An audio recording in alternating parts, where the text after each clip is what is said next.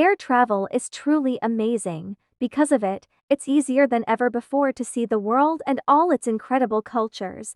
But just because you're on a plane doesn't mean there aren't rules, and if you break them, there can be dire consequences. So, from turning off airplane mode to climbing into the overhead compartments, get ready for some things you should absolutely never do on an airplane. Enjoy watching. Let's go! Overhead beds. I don't know about you, but my hand luggage is always overflowing with Twinkies. So, when I pop it into the overhead lockers for the flight, I can easily stand up and grab a few when I get peckish. I'd get the shock of my life though, if I stood up and found myself face to face with a person crouching in there.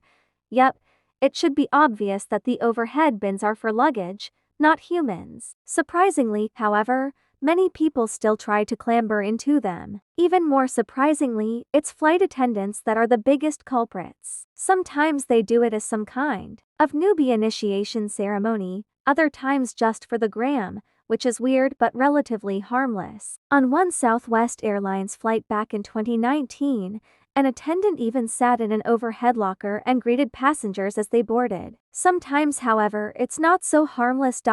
In 2011, a Virgin Blue employee was fired after he picked up a passenger's toddler and put them in one of the overhead lockers. Yep, you heard that right. Apparently, the attendant was just joining in with the family's game of hide and seek, but the mother and father of the child definitely didn't see it that way. So yeah, I never thought I'd say this, but don't ever put kids in baggage compartments, alright? Cool. Under pressure. So you've been at the airport for hours, queuing, checking, and going through customs, and you're exhausted. When you finally get on the plane, all you want to do is go to sleep, right? I know I do. But hold up, you don't really want to do that, at least not straight away.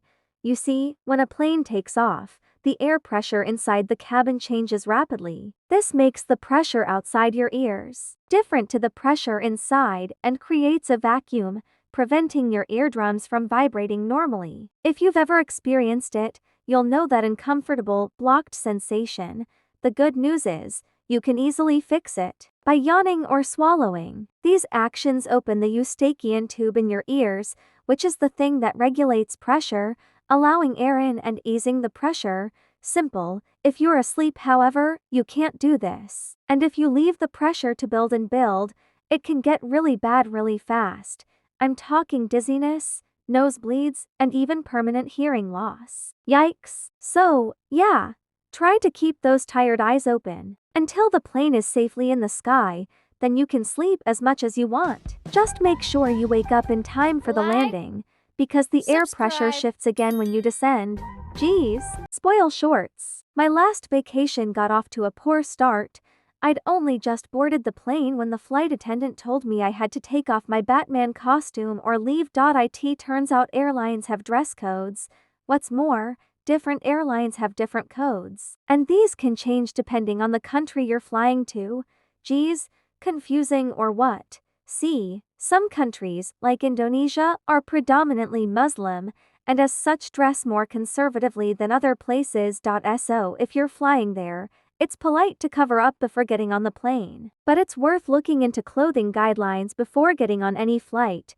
Dirty, torn, or revealing clothes can breach codes and get you kicked off the plane, which makes sense.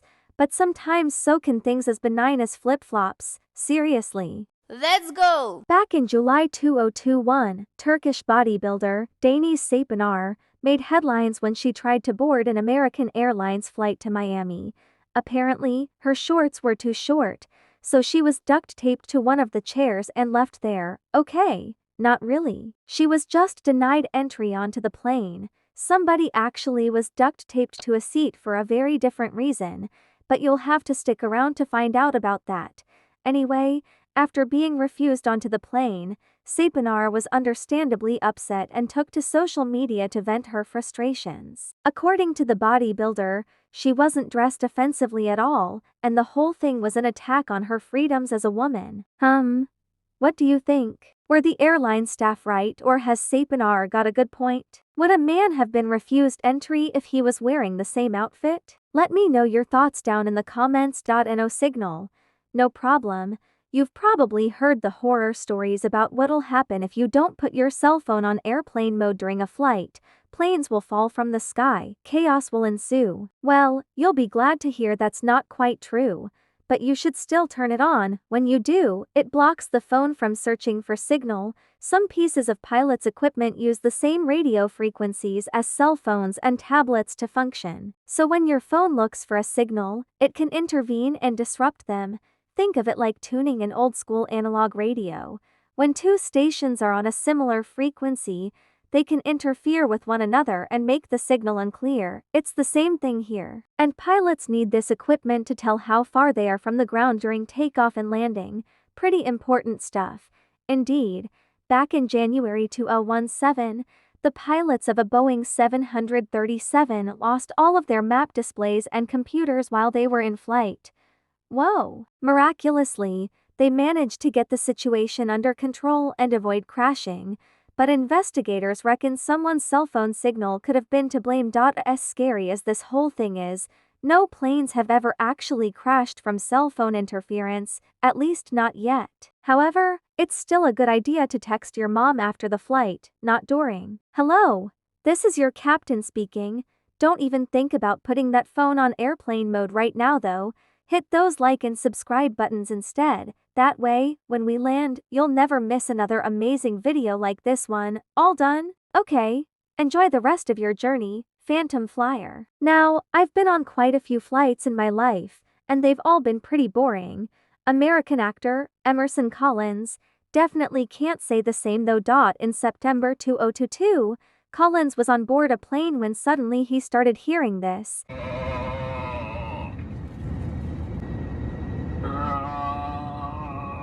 And it didn't stop there. Strange, guttural noises carried on for seemingly ages, and at one point, a flight attendant had to announce an apology.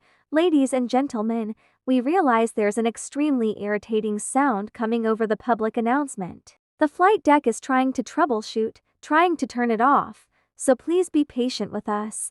We know it's a very odd, and so what the heck is going on? Well, this wasn't the work of some high-flying ghost. Somebody had apparently hacked into the plane's PA system and was pranking everyone on board. How they did this, nobody's sure, but the weird noises went on for the entire flight. If you got caught doing this, I'm sure you could experience some serious legal repercussions. But as far as I'm aware, nobody did get caught, and the mystery remains unsolved to this day. So the main consequence was just annoying the hell out of the captain and cabin crew. Hey, I'm not complaining, I just got a new ringtone. Healthy flights. I think we can all agree that littering is bad, but people who leave their litter festering on planes, well, they're the worst. Flight attendants are often only paid for their time in the air. So, if there's any trash left on the plane after landing, they have the disgusting task of cleaning it without even getting any money. And I really do mean disgusting. As well as old food. One attendant reported finding, brace yourself, countless dirty diapers and soiled underwear stuffed into the seat pockets. Oh man, diapers are bad enough, but actual adults' underwear? Come on. And it gets even worse. Other attendants have found used catheters, toilet paper, and even bottles of pee. How did they even, actually? I don't want to know. Just please, for the sanity of the poor people charged with cleaning up this mess, don't leave trash on the planes. And never, ever put your food in the seat pockets. You have no idea what horrors have been in there before. Peculiar passengers. Now, don't get me wrong, I love pets, but I wouldn't want to take one on a plane with me. Even so, some airlines allow all sorts of animals on board as long as they're well behaved. Others only allow service animals like guide dogs.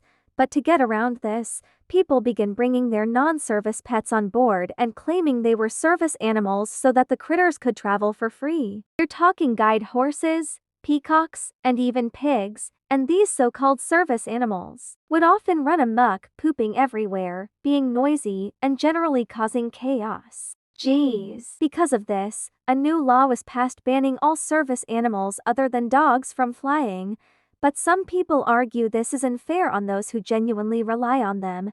Regardless, there are far worse things you can bring onto a plane than a peacock. Yep, Back in 2012, a man caught a wild Egyptian cobra and shoved it in his hand luggage to bring back to his reptile shop in Kuwait. Somehow, he managed to get it onto the plane, but once he was seated, controlling the restless reptile proved difficult. Egyptian cobras are very aggressive and super venomous, and after a short struggle, it bit him and escaped into the cabin. It was pandemonium. From what I can tell, the man survived despite his stupidity, but in the ensuing panic, the plane had to make an emergency landing so the snake could be dealt with. And there I was thinking snakes on a plane was silly. A few years later, in 2016, something arguably even more terrifying happened. One passenger on a flight to Montreal was relaxing on her iPad when she suddenly felt a tickle on her leg. Looking down, she realized with a pang. It was a great big tarantula. She smacked it away from her, but it wasn't the only one. Somebody had brought 2 of the spiders on board to bring home as pets. So the rest of the flight, passengers were forced to stand on their seats to avoid the creepy crawlies. Am I the only one getting itchy? The forbidden orders. I don't know about you, but every time I'm on a plane, it takes about 5 minutes for my mouth to feel as dry as the Sahara Desert. But when that all-important refreshment trolley comes round, think twice before you make your order. More specifically, don't choose tea or coffee. Water tanks on planes are often old and full of bacteria, and tea, coffee, and even ice will probably utilize them, meaning your tea could come with a side of illness. Gross. Sticking to bottled drinks is much less risky, despite the extortionate prices.